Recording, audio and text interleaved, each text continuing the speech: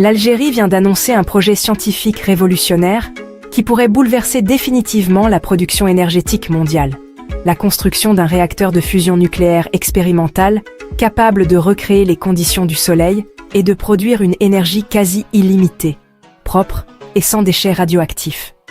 Ce projet baptisé Sahara Fusion mobilise un investissement de 12 milliards de dollars et s'appuie sur un partenariat stratégique avec la Chine, la Russie et l'Agence internationale de l'énergie atomique pour développer un tokamak de nouvelle génération sur le site de Regan, ancienne base d'essais nucléaires français, désormais reconverti en centre de recherche énergétique.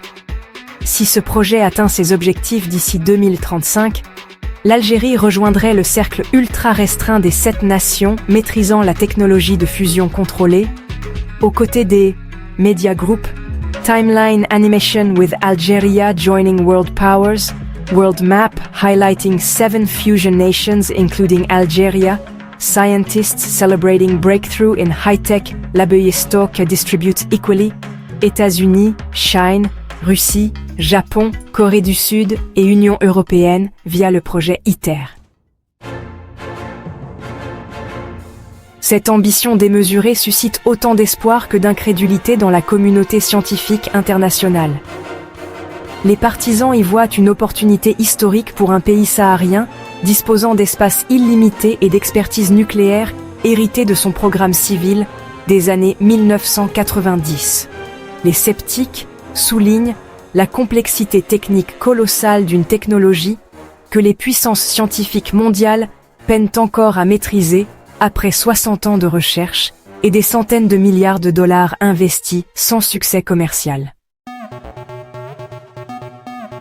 Le réacteur Sahara Fusion repose sur la technologie tokamak, système confinant un plasma de deutérium et tritium à 150 millions de degrés Celsius dans une chambre toroïdale maintenue par de puissants champs magnétiques générés par des aimants supraconducteurs refroidis à moins 269 degrés. Cette configuration reproduit les conditions de fusion thermonucléaire existant naturellement au cœur du Soleil, où la pression gravitationnelle colossale fusionne les atomes d'hydrogène en hélium, libérant des quantités phénoménales d'énergie, selon la célèbre équation d'Einstein E = mc2.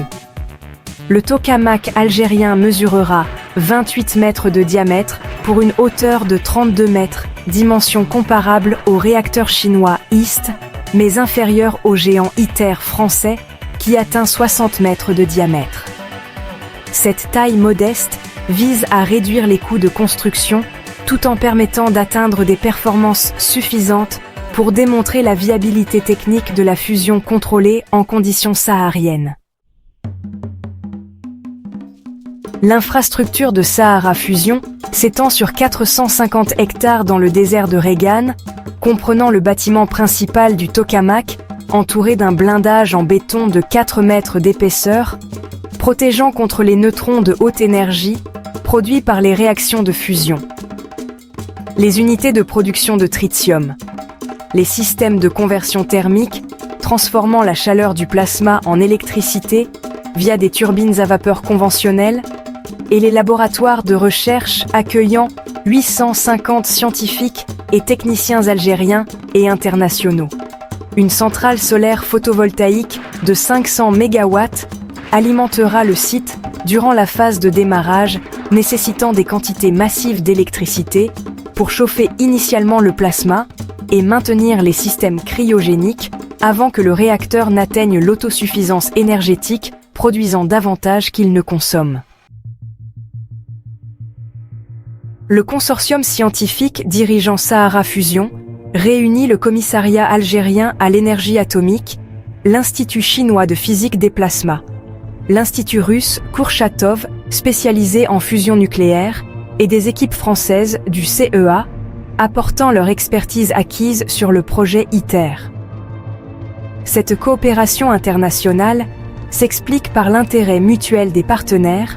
La Chine et la Russie cherchent à diversifier leurs sites expérimentaux de fusion pour accumuler des données comparatives, tandis que l'Algérie apporte un territoire vaste, stable politiquement et disposant d'infrastructures scientifiques hérité de son programme nucléaire civil des années 1990.